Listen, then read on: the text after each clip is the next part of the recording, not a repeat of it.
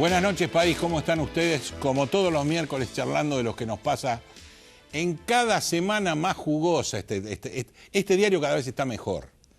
Empezamos la semana, por un lado, anoticiándonos ya la semana pasada del problema que tenía Andrea del Boca y unos millones que se había diseminado por la Universidad de San Martín, justamente el Ministerio de Infraestructura, que yo entendía que debía ocuparse de cloacas, de redes sanitarias, de infraestructura, de caminos. Pues no.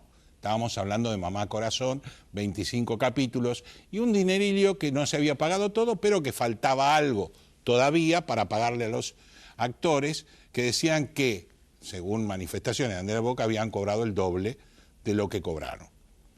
No contentos con eso, el Ministerio de Planificación semana pasada nos manifiesta, una denuncia con respecto a una máquina de efectos especiales de ultimísima generación, a tal punto que se usó para Avatar, que había un tráiler de Avatar con Obama, viendo cómo usaban ese nuevo equipamiento, también para la Universidad de San Martín. ¿Quién hizo las denuncias? El doctor Moner Sanz, a quien ustedes vieron en mi programa durante los últimos 20 años, al doctor Moner Sanz. Y hoy vamos a tener nosotros acá en este programa al doctor Moner Sanz para que nos cuente un poco más de adentro lo que pasó no solo con esta maquinaria, sino con los subsidios que tenían para financiar al pisero quebrado que iba a utilizar la maquinaria y a la óptica desconocida que fue el que vendió la maquinaria al Ministerio de Infraestructura vía la Universidad de San Martín. Por otro lado, nos anoticiamos absortos los ciudadanos del país que hubo un acomodamiento salarial tanto dentro de la justicia como dentro del poder legislativo. Una maravilla. Un aumento que está rondando el 47, 48, pongamos 50% total para que vamos a andar en el chiquitaje, en que todos los diputados y senadores, gente trabajadora como poca, se aumentaron sus dietas mágicamente y se enteraron, según dijo el diputado Pitrola, cuando cobraban. Aumentos que rondó el 31% que tenían los empleados, más todos los plus que tienen los diputados, esos gastos de representación 100%, los viáticos un 60%, el desarraigo, que también tiene otro tanto. Y cuando uno iba a hablar con cada uno de los legisladores, justificaban las necesidades porque no existen trabajadores en este país que tengan que viajar lo que viajan ellos. No se ría, señora. Por otro lado, le preguntaron a Cano, ¿usted se acuerda de Cano, el que está a cargo del plan Belgrano, el que luchó con Mansur por la gobernación de Tucumán y que se armó un gran despelote? Bueno, Cano dijo que los salarios de los legisladores estaban muy atrasados. Yo le voy a explicar a Cano que tiene que ver lo que es una jubilación mínima, lo que es lo que gana un trabajador normal, lo que es el salario mínimo que lo fija el presidente que tiene Cano y el suyo, y lo que ganan los legisladores. Muchachos, estamos en un país quebrado, no ayuden un poco más con zapato de plomo. Y por último, tuvimos una semana brillante donde el fútbol para todos ya no es para todos. Donde los clubes que iban a salvarse con el fútbol para todos están todos fundidos. Donde la AFA no se sabe qué va a hacer, donde la Argentina no se sabe si va a jugar al Mundial, donde los 30 equipos es una locura, donde la culpa no se la pone echar Grondona porque murió hace más de 2 años, y donde no sabemos si va a haber fútbol o no. Pero en el medio de todo esto desaparecieron millones y millones de pesos entre la AFA, los clubes, la jefatura de gabinete y por qué no decir las financieras que negociaban todos esos cheques a unas tasas usurarias. Bueno, por un lado, me olvidé decirles que en cuanto a la dieta de los legisladores, le voy a dar la razón a Javier Milei, que decía que los únicos que se enriquecen en este país son los funcionarios públicos. Javier Milei también lo tenemos acá hoy. Y por otro lado, en cuanto al tema de la AFA, muy atrás, hablando de la AFA, de River, de Boca, de lo que pasaba dentro del fútbol argentino, lo tenemos al doctor Luis María Peña, también va a estar acá, para contarnos qué pasó hace muchos años atrás, cuando la situación era igual y el fútbol no era para todos, sino para unos pocos. Así que esto, como dice Mirta, es una mesaza, no se la puede perder. Quédese ahí, comuníquese con nosotros. Para dejar mensajes 011-4381-8017, para dejarnos un mail ecoahora@gmail.com, y por supuesto tiene el canal de YouTube donde a partir del día de mañana puede repetir este programa por si le quedó alguna partecita que no la entendió. Señor director, los que auspician este programa, y venimos de lleno con los invitados. Gracias.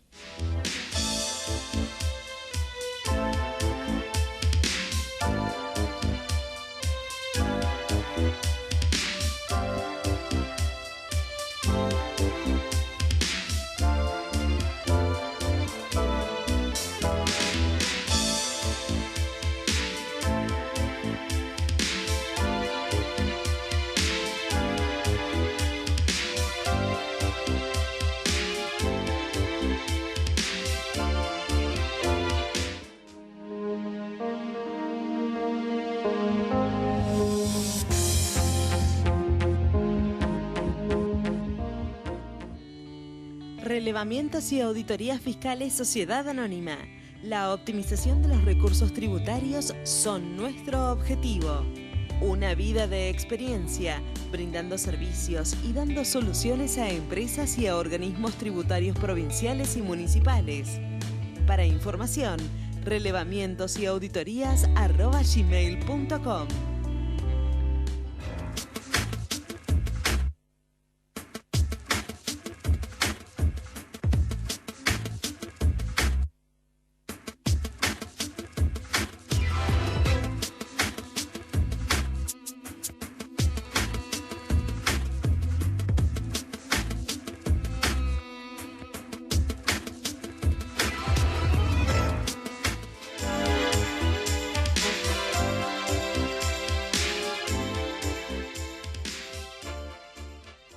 Primer bloque del programa, y bueno, lo estábamos hablando en la apertura. Hace muchos años que conozco a Ricardo Moner Sanz y hemos analizado con él muchas denuncias, muchas muy importantes. Y hoy es como que esto me queda un poco chico. Gracias, Ricardo, por estar conmigo. Gracias por tu invitación. Estamos hablando, leí, por supuesto, la denuncia con respecto a el subsidio que se le dio a Andrea del Boca vía la UNSAM. Ya eso me hacía un poco de ruido estando vos, y después veo esto sí ya me volteó. La verdad, al lado de Río Tercero creo que es lo que me pegó más. Sí. El tema del equipamiento de última generación, que todavía el ex ministro de Vido justifica diciendo que suerte que lo tenemos en la UNSAM, que está en un edificio que no sé si es de la UNSAM o no, que lo usa un pisero quebrado, que lo provee una óptica inexistente. Ortopedia. O sea, perdón, una ortopedia inexistente. Entonces yo digo, qué caradurez. Sí, además todo esto que es dramáticamente cierto, lo que acabas de sintetizar, tiene solo un costado admirable y lo voy a decir en altavoz. ¿Sabés por qué se genera la posibilidad de que esto haya tomado estado público? Porque yo, por cierto, tomo la referencia a Andrea del Boca, el jefe de gabinete abrazándose o saludándose efusivamente con gente... El nuevo. Sí, el nuevo. Marcos Peña. Marcos Peña. El comentario de algún hombre, de algún matutino, diciendo, pero ¿cómo? Si acá se debe 36,5 millones, es cierto, no son los bolsos de José López, etcétera, etcétera, pero alguien tendría que haber investigado. Y yo me pregunté si la Oficina Anticorrupción había hecho algo, vi que la respuesta era negativa, y por ese tic nervioso que tengo contra la corrupción, el martes posterior a aquel domingo que había visto la fotografía, puse esto en marcha. Bueno, tuvo mucho de eco porque... confesemos que hay un aspecto cholulístico en la cuestión. Claro, obvio. Pero eso posibilitó que de pronto una de las colaboradoras del estudio, al día siguiente o 2 días después, me dijeran, miren, hay un señor fulano de tal que quiere verse con usted porque tiene material para este tema. Vos sabés que uno siempre piensa si el señor que va a venir tiene material o tiene o otras cosas. O tiene otros materiales. No, es un agravio a posteriori que estoy haciendo porque este hombre se jugó y me trajo 38 folios de una investigación que él había puesto en altavoz a mitad de año, que un poco más atrás, que había solamente tenido repercusión en una agencia de noticias del sur argentino, pero con poca trascendencia. Entonces me explicó cómo la República Argentina, en la figura de Julio De Vido, hombre que no falta en ninguna de las causas, ¿no? Él tiene asistencia perfecta, como en el colegio le van a poner 10 puntos, ¿no? Está peleando la punta con Echegaray. Es cierto. En todos lados está. Sí, es cierto. Pues yo creo que gana. De Vido sí. Sí, yo creo que gana. Que tiene además a Jaime preso, tiene al otro secretario López, el de los bolsos, también allá preso, ¿no? Que era su mano derecha, pero no era su mano derecha. Así es, así es. Son las declaraciones que a mí me tienen asombrado. Sí. Uno, lo que redondeó Lombardi del tema tuyo, que además había 200 millones de pesos para financiar lo que la gente trabajaba con este equipamiento que pagamos todos. Sí, señor. O sea, así yo te daba el equipamiento gratis y además te financiaba que lo trabajes. Lo mismo que me pareció totalmente grotesco que Andrea del Boca, además de haber tenido el subsidio que tenía amplio, los derechos reservados para la explotación del producto en el exterior los tuviera ella. Es cierto. O sea, el Estado cero. 200 millones que a esa moneda y en ese momento significaron una facilidad de apenas 14 millones de dólares para tener idea, en un país donde los jubilados ganan lo que ganan, donde los chicos se mueren por inanición, donde la situación... Donde la gente se muere en las rutas, donde no hay cloacas. Donde hay un hombre como Lombardi que provee mucha información, pero jamás nos explicó por qué, antes de poner yo en marcha esto, ellos no habían hecho absolutamente nada. Es decir, se sube al caballo después. Sí. Digo porque vos sabés que yo no me caso... Sí, ahora aclara yo no lo que en su momento no aclaró. Tal cual. Yo sí aclaro que estamos pasando detrás el video de Jorge Lanata, donde también está Ricardo Monerzán, pero acá está en vivo y en directo, ahí está en video. Así que le agradezco a PPT el video de este pequeño... pequeño hurto que hubo en el Estado.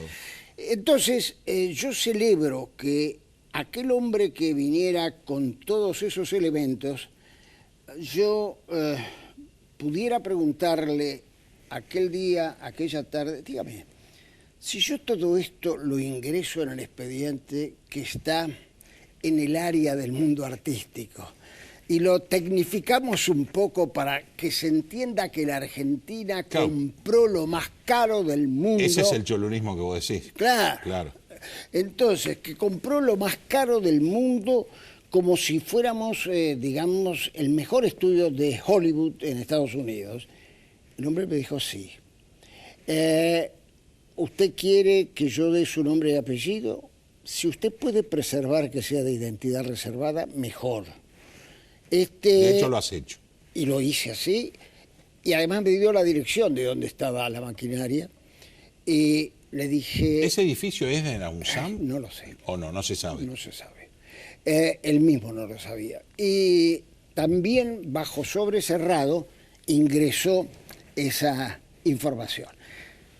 Moraleja, por los correos que me manda este hombre de agradecimiento democrático. Y esto yo, en un programa de la calidad tuya y de los años que nos conocemos, yo lo quiero poner en alta voz. Porque yo dije, esto es una gran porquería, con una faz cholulista, con una faz tecnológica absurda, el sobrepago de cosas, donde además de las coimisiones que pueden haber habido, está también el por qué compramos los coches más caros cuando la gente no tiene con qué alimentarse, ¿no es cierto? Aunque no hubiera coemisiones, Tal es una cual. aberración igual. Lo dije así en algún otro programa, lo dije así, como lo estás diciendo. Aunque fuera químicamente pura la cuenta, es una aberración igual. Es una concepción del Con Estado. un 30% de pobreza en el país, Sí, es una aberración es una igual. aberración. Y hay una tercera vertiente donde estamos acumulando material, aunque lamentablemente después la causa se va a bifurcar o a trifurcar, que es estudiar a fondo el papel de ciertas universidades nacionales, Que no es la UNSAM la única, que no es la UNSAM la única. sí la más privilegiada. La más preferida. Dicen que puso algún dinero en Tecnópolis, a mí no me consta, pero la más privilegiada, porque en realidad, para los que venimos del pensamiento reformista en la Facultad de Derecho, allá lejos de hace tiempo, y luchábamos por la autonomía universitaria, nos produjo gran impacto que en la reforma constitucional del 94 ingresara expresamente la autonomía universitaria. Pero no para el viva la pepa, Claro. no para servirse de la falta de no, control. claro. ¿Qué es esto lo que está pasando? La autonomía universitaria tenía otro concepto. Otro concepto, ¿no? Totalmente distinto. Y además no se puede baratear, vos y yo, Peña y todos los que están cerca de tu trabajo periodístico han tenido formación universitaria y es algo que uno no puede pensar que se triangulen fondos por izquierda.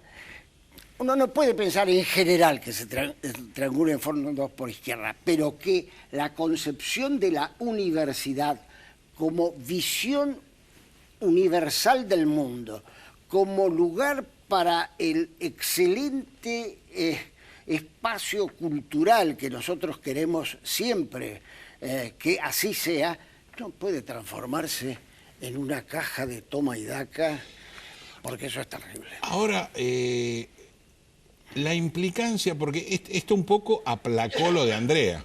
Claro. O sea, es como este país que venimos tapando con una noticia a la otra, ¿no? Sí. O sea, está el chico, después vamos al médico, después viene el chico y así vamos tapando cosas. Lo de Andrea, ¿en qué termina o en qué está en este momento? Mira, hasta donde... Porque hasta donde yo me enteré, ninguno de los actores dijo que cobró lo que cobró. Con lo cual... Ya tenemos un problema. Está muy bien que hayas traído al ruedo esto, porque yo dejo en el aire la siguiente pregunta. No puedo desconfiar de varios actores que dijeron, yo firmé por 100 y me dieron 50, para darle un ejemplo. Ahora, el diferencial... Pero fue lo que dijeron. Porque esa es mi preocupación. Y vos lo debes saber. ¿Dijeron, yo firmé por 100 y me dieron 50? ¿O yo firmé por 50 y figuran 100? Porque la diferencia es muy grande. La diferencia es muy grande. Ahora, todos los que fueron allí, ninguno se comunicó conmigo, pero no hacía falta que se comunicara conmigo por otra parte. Pero me da la sensación de que aquí pudo haber un diferencial que, pregunto, ¿es también para Andrea? ¿O te acuerdas de la palabra retorno que se utilizó mucho en los tiempos Sí, de es un de libro Matilde? complejo que tiene Cristina también. Sí, sí. El retorno. El retorno. Y Cristóbal López. Y Cristóbal López. Y para mí sigue siendo el eje el caballero debido, ¿no? Debido hacia arriba, Cristina Elizabeth en la cúspide. Lo cierto es que esto es muy preocupante porque esto saltó por un anónimo caballero que me tuvo confianza. Yo me pregunto... ¿Y cuántas producciones iguales hay? En Argentina ninguna. No, digo, ¿cuántas producciones, entre comillas, al estilo Andrea del Boca puede haber? Ahí está. Digamos, con el efecto retorno, Ahí está. con el subsidio. Por ejemplo, ¿por qué no se le dio ese dinero, esa máquina al Inca? Es decir, No, eso ni hablar. al Instituto del Eso sería Cine, lógico. O al Ministerio de Educación o al Ministerio de Cultura. Pero yo quiero decir otra cosa, que trasciende los marcos de Andrea, de la máquina, de las universidades. ¿Cuántos podría haber que en el más legítimo arrepentimiento nos pudieran contar cosas como estas y pudiéramos poner, por supuesto, como prueba, porque este hombre... No, sí, contar por contar, no tenemos muchos contadores. Tenemos muchos contadores. Tenemos mucho landricina en la justicia hoy. Porque frente a mi juicio, la gris actuación de la Oficina Anticorrupción, donde se cobran buenos sueldos, mientras uno ha puesto, ¿cuántos años, no? En esto, luz, gas, teléfono, empleadas, colaboradoras, papel, horas de sueño, lecturas que no se han hecho, películas que no se han visto, ¿no? Porque habían dicho que con el nuevo tiempo político basta de corrupción, gran agencia anticorrupción, etcétera, etcétera, etcétera. Me parece que aquí hay una, como decíamos, ausencia con presunción de fallecimiento, ¿no? Porque, ¿por qué, por ejemplo... Eso a mí es lo que más me preocupa. ¿Por qué en esta última no ingresó? Detrás de mí, no importa el vedetismo en esto. Lo que hay que reclamarle a la Oficina Anticorrupción es que esté mostrando que tiene la necesidad de investigar lo anterior y lo actual. Y no salir a defender a un presidente de la República como primer acto político que hizo Totalmente de acuerdo. Oficina. Yo creo que nosotros hemos estado juntos en muchas causas de mucho peso. Esto nos pesa a nosotros, más que la causa como pesa. Sí. Y además, yo creo que el nombre de la alianza que hizo que la gente creyera era Cambiemos. Sí. Y yo aún no veo cambio. Estamos totalmente de acuerdo y creo que además el deterioro económico-social es importante, y algún día que me vas a dar el privilegio de conversar y discutir con Peña, vamos a analizar la siguiente hipótesis. Es que la contracción de la economía mundial permite abrigar la esperanza de inversión genuina en la República Argentina y no de bicicleta financiera. Este es un tema que a lo mejor algún día me vas a dar el privilegio de invitarme para algo que no sea una denuncia mía, sino yo para cultivarme con ustedes. De acuerdo, quedamos en eso como para invitarte para hacer un tete-a-tete con el doctor Peña, que nos está esperando acá cerquita, como para charlar de eso, ¿sí? Sí, me comprometo. Es muy importante, me parece. Bueno, vimos todo lo que el doctor Monerzán hizo para que nosotros, que estamos en el llano, nos enteremos de lo poquito, de un granito de lo que pasaba en esta gran vorágine de gobierno de 12 años, donde en este momento hasta la presidenta niega que las fotos al lado de Báez no son ciertas. Vamos, una pausita nomás y venimos a hablar de un poquito de la dieta de los diputados y senadores.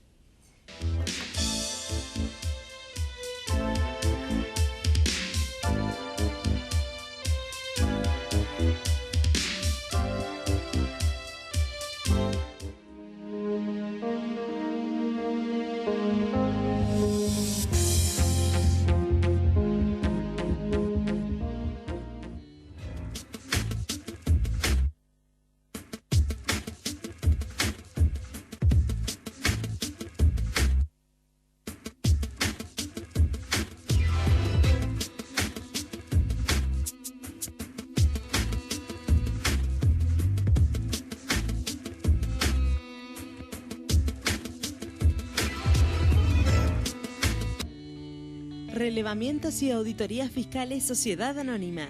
La optimización de los recursos tributarios son nuestro objetivo. Una vida de experiencia, brindando servicios y dando soluciones a empresas y a organismos tributarios provinciales y municipales. Para información, relevamientosyauditorias@gmail.com.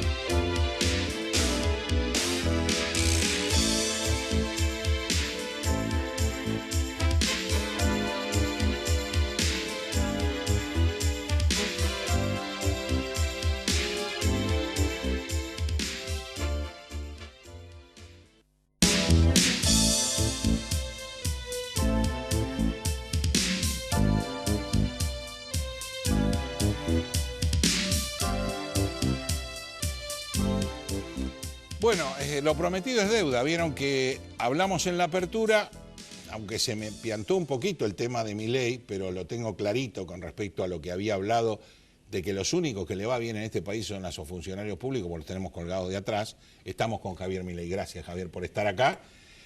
Comentame un poquito cuál es tu idea, que yo la conozco, pero por ahí el público no en detalle, de este hermoso aumento del 47-50%, dietas, Poder Judicial, todo fenómeno, los del Poder Judicial no pagan ganancia, conducta y ahorro del país, como dirían los políticos, en un país quebrado, donde está. ¿Qué opinas de todo este circo?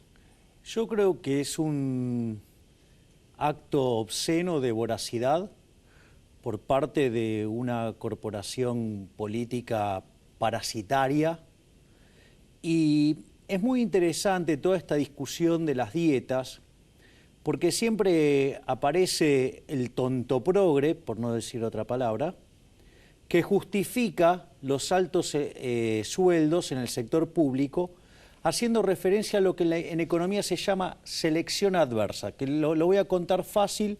Suponete que vos querés ir a comprar un auto usado, y por un auto bueno pagarías 300 pesos, sí, y por uno malo pagarías 100. Sí. Entonces, como las probabilidades son 50 y 50, entonces vos vas al mercado con 200. ¿Qué vas a conseguir? Un auto malo, es decir, se llama una selección adversa, un equilibrio donde quedan los malos. Entonces, ¿qué te dicen los tontoprogres que justifican los sueldos del sector público, porque en general viven del sector público? Obvio. Que básicamente la cuestión es que vos pagás esos sueldos para no tener un problema de selección adversa. Lo que sucede... Sí, y también se justifican que con eso, altos sueldos, evitas la corrupción. Claro. Entonces, todas cosas que han pasado, claro, obviamente. Entonces, ¿qué es lo que pasa? El problema radica en que ya está la selección adversa. Es decir, nosotros tenemos una corporación política que es parasitaria y además es inútil. Es más, muchos de los legisladores sería bueno pagarles el sueldo y que no vayan a trabajar, porque las leyes que hacen, lo único que hacen es perjudicarnos. Es decir, está bien, Nio, así como hay legisladores que sacan esas leyes como declarar a San Jorge la capital, sí, de la bolita de cristal, o digamos a Cañuela la capital del dulce, sí, de leche, sí, ¿sí? Hay otros que se ponen más creativos y lo único que hacen es dañar el funcionamiento del sistema económico o crear derechos de la nada, que digamos que cuando se crea un derecho el problema es que alguien lo tiene que pagar. Claro. Entonces, digo, con lo cual estamos frente a un caso donde ese argumento de que no es para evitar la selección adversa es mentira. Ya estamos frente a una selección adversa. Son un conjunto de inútiles. La mayoría de ellos, si fuera a trabajar al sector privado, sería despedido en 15 minutos porque no sirven para nada. Es decir, son carísimos. Entonces, no solo que son caros, sino que además son malos. Y que por favor no se pongan creativos porque el daño que hacen es enorme. Ahora, ¿y este costo quién lo va a pagar? O sea, ya sé quién lo va a pagar. El contribuyente. Obvio, pero digo, el costo político no existe para el presidente. Yo creo que no les interesa. Yo creo que no les interesa, Raúl, acá el problema es este. La voracidad que tienen por llevársela es tan grande y que esto, lo que tiene que entender la ciudadanía es a usted, señor, digamos, que vive y genera riqueza, se lo digo así, tiene que entender que acá hay dos tipos de personas en esta sociedad. Están los que viven del Estado, es decir, los parásitos de la corporación política, y nosotros que laburamos en el sector privado, que generamos riqueza y que nos hemos convertido en esclavos tributarios de este conjunto de parásitos. Esa es la verdadera distinción. Cada vez que se va a analizar, por ejemplo, un impuesto, tenés que ver ya no qué características tiene, si aumenta o no aumenta la recaudación en términos de PBI. Si la recaudación aumenta en términos de PBI, por más firuletes que le quieran poner, nos están metiendo la mano en el bolsillo, nos están perjudicando. Y con eso cercenan nuestras libertades individuales. Porque lo que hay que entender es que el Estado es un ente esencialmente violento. Son tres tipos las violencias que aplica el Estado. Una es la autística, ¿sí?, que es directamente como hicieron en Rusia. ¿Te gusta el sistema? Bien, no te gusta, te mato. O sea, no tenés ninguna contraprestación. Después está después está lo que se llama la violencia binaria, que por ejemplo es los impuestos, pagás o te meto preso, es decir, hay una coerción, ¿sí? También hay violencia al gasto público, cómo se gasta, en la forma en que lo determines ejecutar. Y después está la violencia triangular, que es básicamente cuando controlan precios, cuando controlan cantidades, ¿sí? Por ejemplo, lo que quiso hacer Larreta con Uber, sí, en el caso de la ciudad. Entonces, lo que hay que tener claro es que siempre el accionar del Estado es violento, que cada vez que el Estado interviene genera dos daños, genera un daño de tipo directo y un tipo de daño indirecto. Por ejemplo, el cepo, ¿no? Que era un precio máximo. ¿Qué generaba? Un daño directo porque el que quería comprar dólares no los podía comprar y el que quería vender no los podía vender. Es decir, que a esos que querían hacer esas transacciones sufrían un daño directo.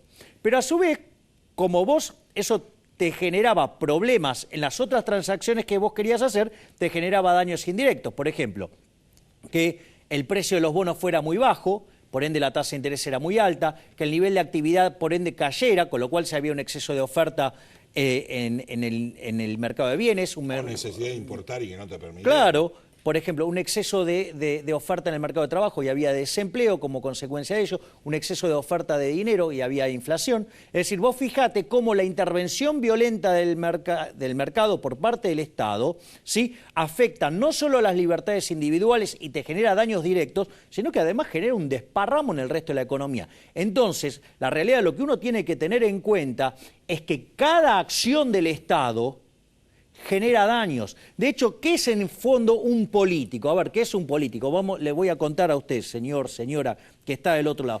Un político es una persona, ¿sí?, que crea un problema donde no lo hay para venderle la solución que él propone, que a la postre termina generando un problema mucho más grande que el que había originalmente, con lo cual, de vuelta recurre a otro político.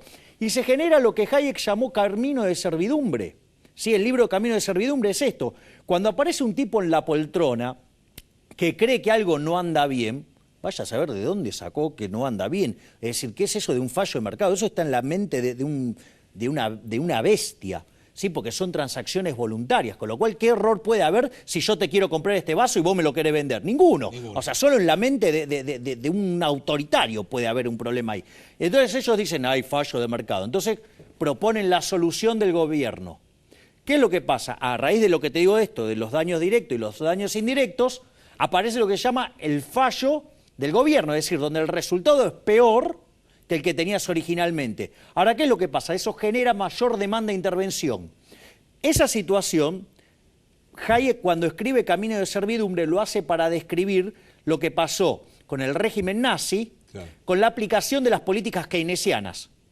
Entonces, ¿qué era lo que pasaba? Cada vez, a nuevo fallo del gobierno, se generaba más intervención. Cuando vos te quisiste dar cuenta, te tomó toda la economía. Y para ser exactos, nosotros que tenemos hoy que el sector público representa la mitad de la economía, estuvimos muy cerca que nos pasara esto. Lo único que tenía que pasar era que ganara el Frente para la Victoria, donde el candidato a vicepresidente era un maoísta. Javier, como siempre, excelente, pero además me dejas preocupado. Mira, si hubiera ganado el Frente para la Victoria, estaríamos junto con Maduro. Sí, pero sí, no, o era un camino directo hacia Corea del Norte. Ahora, ¿sabes qué es lo que me parece grave? Que este gobierno se abusa de eso para hacer un descontrol fiscal, que vamos camino a un déficit fiscal cuando sumás nación, provincias y Banco Central de 12 puntos del PBI. Y en el Rodrigazo el déficit fue de 14. La tablita estalló con 11, la hiper estalló con 8 y la convertibilidad con 7. Con lo cual, a esos irresponsables que dicen que no es un problema este nivel de déficit fiscal, yo le diría que por favor sean más coherentes con la historia, que respeten la historia, porque si no, cuando suban las tasas de interés en Estados Unidos y no tengamos financiamiento, el ajuste que nos vamos a tener que comer es homérico y el sufrimiento que va a haber sobre la población en general y en especial sobre los más vulnerables va a ser tremendo. Por favor, señores del gobierno, sean respetuosos de la historia y sobre todo de las restricciones de presupuesto, porque cuando ustedes se equivocan nunca pagan el ajuste lo pagamos en el sector privado y lo pagamos con mucha pobreza. Gracias, Javier. Gracias, Nuevamente Raúl. gracias. Hacemos una pausa y enseguida volvemos.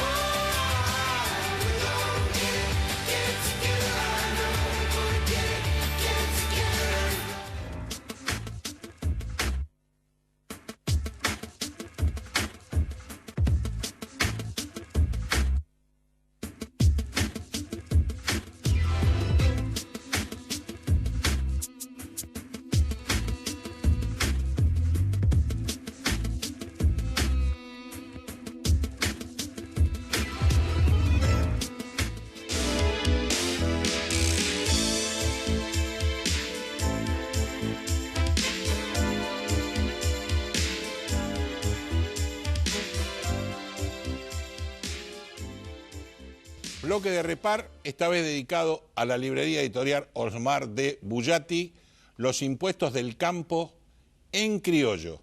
Director Santiago Sáenz Valiente, apellido como pocos, autores Hugo Rossi, Lucio González Bonorino, Gabriel Larrabe, Santiago Sáenz Valiente. Obviamente todos apellidos que tienen una unión con el campo y nos hablan de los impuestos del campo en criollo. Novedades de Osmar de Bullati.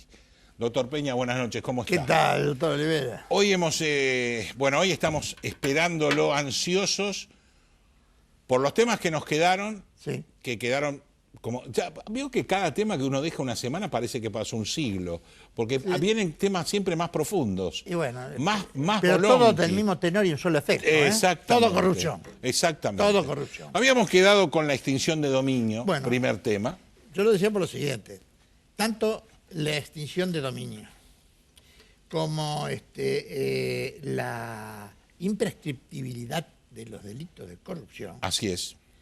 son una espada de Damocles que tienen todos aquellos que han robado a mansalva al Estado, a mansalva, porque no es la presidenta, los ministros, los subsecretarios, no, oficina de mala muerte. Sí, sí, acá la caja chica. La caja chica se toca y sale pus. Entonces, las investigaciones siguen adelante. Hacen falta dos cosas. Primeramente, existiendo esas dos sanciones, va a obligar a que la gente no haga la gran Cristina, que se lo diga a los hijos, ¿no? Porque en el cúmulo de delitos, que valga la cacofonía, Para mí es acumula. peor. Es peor, acumula. Acumula, ¿por qué? Porque eso es la llamada maniobra fraudulenta. Maniobra fraudulenta, exactamente. Maniobra fraudulenta. La maniobra a los efectos de encubrir Es lo un que delito. jugábamos como vaciamiento de empresas, vaciamiento de personas. Ni más ni menos. Eso no. Pero yo supongo que todo el mundo, semejantes fortunas, porque son multimillonarias, han sido esparcidas en los que todavía no lo tocaron. Claro. O en los que lo tocaron pero todavía no están procesados. No están procesados. Que no hay casi nadie. Lo han pasado a ciertos hombres de paja. Ojo, también tengamos en cuenta la diferencia de código entre la provincia de Buenos Aires y el sistema federal, porque en realidad en la provincia de Buenos Aires, cuando lo citan, por ejemplo Pérez, el jefe de gabinete de Scioli, ya está procesado. Ya está procesado, sí. No es que lo citan... No, claro, son códigos locales, los procedimientos son códigos. Obvio.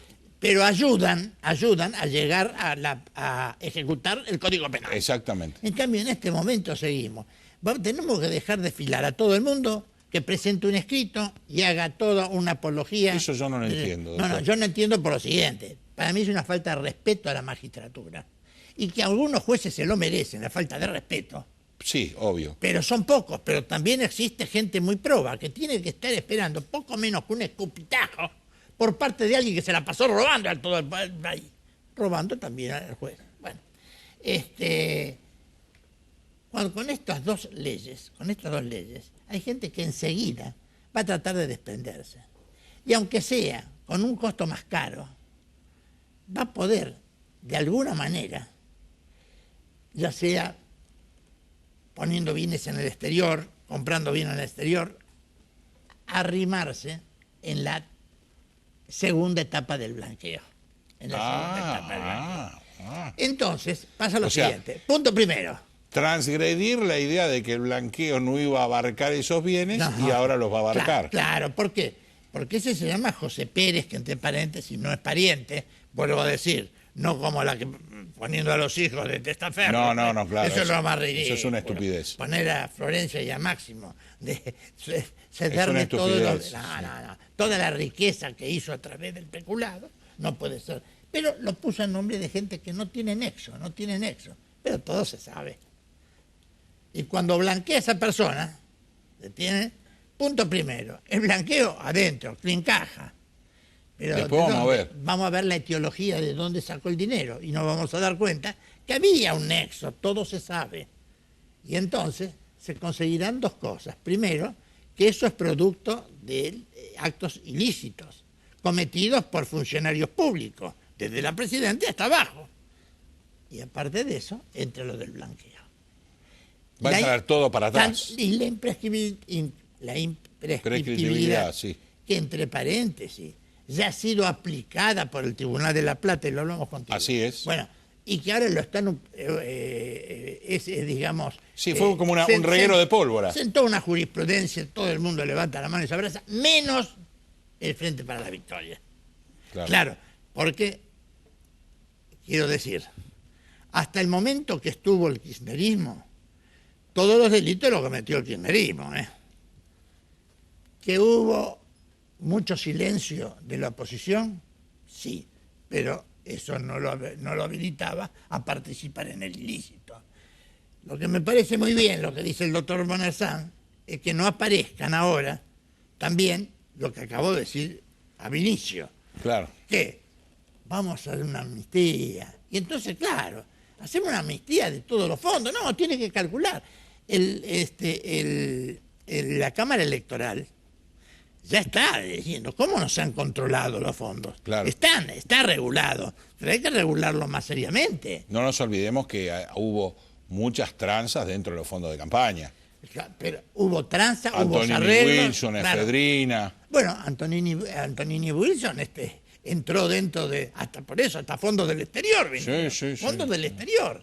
Pero después eso venía compensado con algunos negocios, obvio, en los cuales, por supuesto, no era todo para compensar a Antonini Wilson, sino también para compensar y hacer negocios. El centro de los negocios era también, como dijo el doctor Moner Sanz, Devido. No, ese no. Es la figura. Uberti, Devido, Uberti, Narza. Eran los Entrejás de antes. Claro, repartían huevos para todos lados. Juego repartía para todos lados y todas las pelotas le llegaban a él. Y acá todos los negocios le llegan a Devido. Es un polo de atracción. No me cuente a mí, sino cuéntele al televidente con este bolonqui que se armó en Fútbol para Nadie y plata de los clubes quebrados, y como si esto fuera una novedad a rajatabla. Yo recuerdo que en una época el doctor Peña hizo un flor de bolonqui en tema fútbol, no solo con los clubes, sino además con los representantes de los jugadores que hacían una tranza infernal.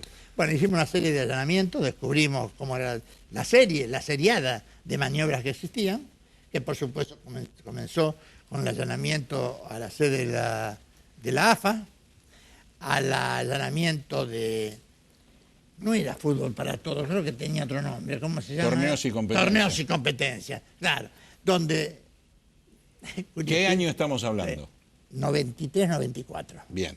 O sea, ayer nomás. Antes de irme a la gobernación de Santiago del Estero.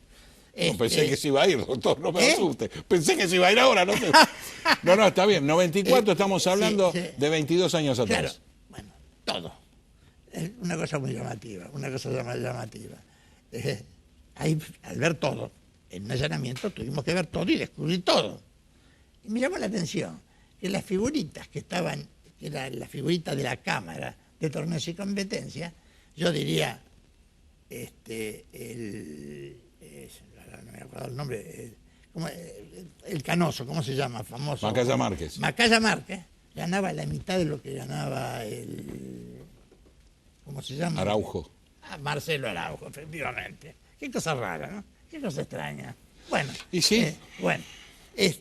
Se allanó Torneos y Competencias y luego comenzamos con todas las informaciones que sacamos de la AFA, comenzamos a actuar primero en los clubes. Se allanaron una cantidad de clubes.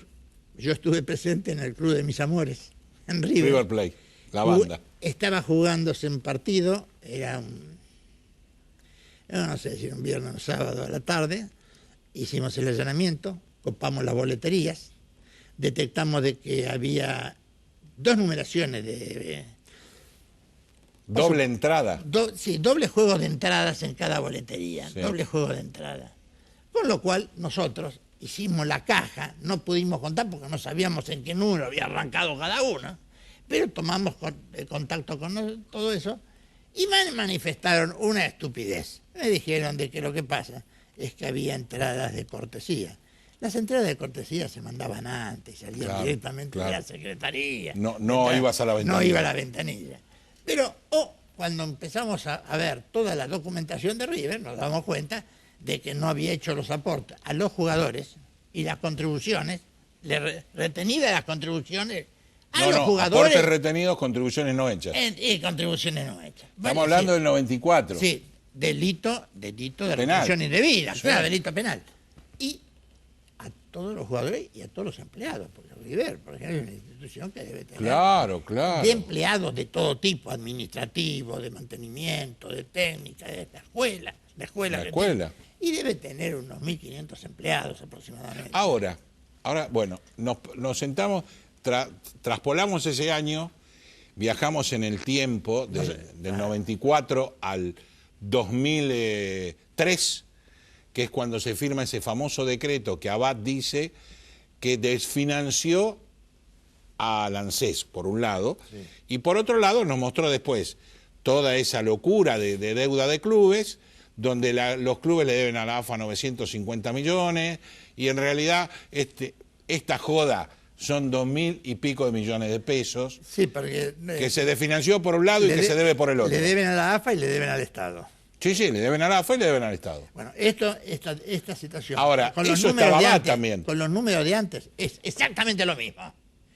Tuvimos que reunirnos en una mesa con todos los presidentes de los clubes y decían una cosa, Gran moratoria. Y se hizo una gran moratoria. Bueno, y fenómeno. pagaron, gran moratoria, no, 12 meses ponemos al día. Bueno, estamos bien. Hagan una rifa, Pero digamos, de donde venía usted, que era una tasa un poco más alta, por no decir un tremendo monto más alto, a la tasa que se fija en el 2003, días antes de asumir Néstor, acá hay un siglo de diferencia y sin embargo estamos en la misma situación. Clubes quebrados, la AFA quebrada y el Estado desfinanciado. Ahora yo no entiendo, como el 7% contra el 31%, ¿no? Por eso. Es una garufa. No, esto ha sido, es decir, aquello que yo viví. Tuvimos meses, yo tengo los recortes de todos los diarios y revistas en las cuales hasta aparecen los allanamientos, no espectacular. Había que hacerlo para conseguir la prueba del delito.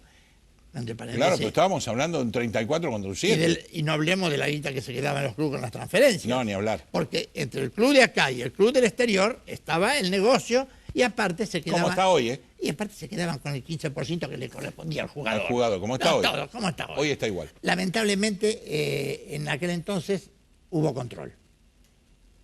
La intención fue y se hizo todo. Y están los expedientes. Yo debo tener 2 o 3 copias de expedientes. Algunos, Batistuta, me acuerdo. Pero una cantidad grande. yo le dije algo que yo no lo paso por alto. Abad, y no sé si el licenciado Castañola, creo que sí, también. Estaban los dos en la FIP en el momento de la firma del decreto. Estaban los dos. Los dos. Sí. O sea, la reducción del 7%, Sí, estaban sí. los dos. Claro, estamos de acuerdo. Hubo un LUB, vía Echegaray, que eso lo conocemos usted y yo perfectamente, y volvieron ahora. Fíjese, la mesaza, como dice Mirta, que armaron en esta década, Bueno, digamos, ganada, perdida. No, fue ganaron ganada. para los clubes, perdió el pueblo. No, ganada para todo el gobierno kirchnerista. Claro. Hay que decirlo porque ahora aparece Scioli. Pero Scioli, Dios me libre, ahora que lo empezaron a buscar, Dios me libre. Los negociados de Scioli en parangón con los nacionales es superior. Estoy hablando, Sí, lógicamente, en forma base relativa. a escala. A escala. En base a escala. Términos relativos. Es tremendo, es tremendo. No hizo nada, llevó todo. Negoció todo y lo aprovechó todos los negocios, no para gobernar, porque creía que iba a ser presidente. Con la incapacidad supina que tiene, es una vergüenza nacional. Claro, vamos por partes. Hay vergüenzas nacionales con niveles más o menos, aunque no se sepa la fórmula del hidrógeno.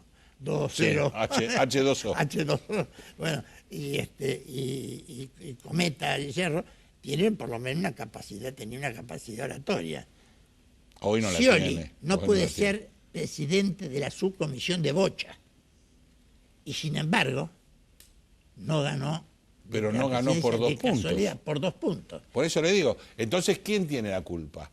¿El chancho o el que le da de comer? No, el chancho sigue siendo chancho, entre paréntesis, Exacto. bien puesta la palabra. Exacto. Pero el que le dio de comer todo, y fue la cúpula. Cúpula que se llamaba la presidenta, con el que daba carta, aparte anotaba los porotos como quería, que era debido. Y todo lo que...